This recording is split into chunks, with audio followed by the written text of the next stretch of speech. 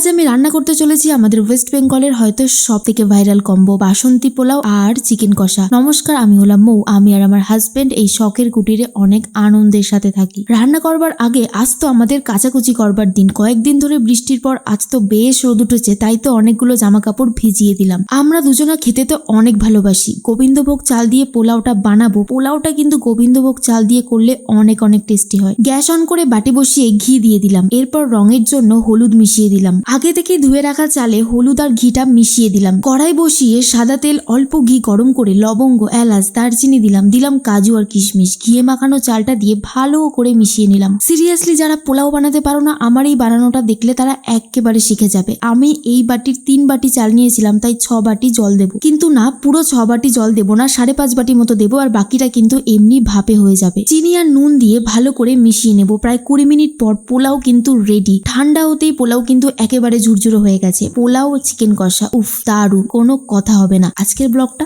এই পর্যন্তই।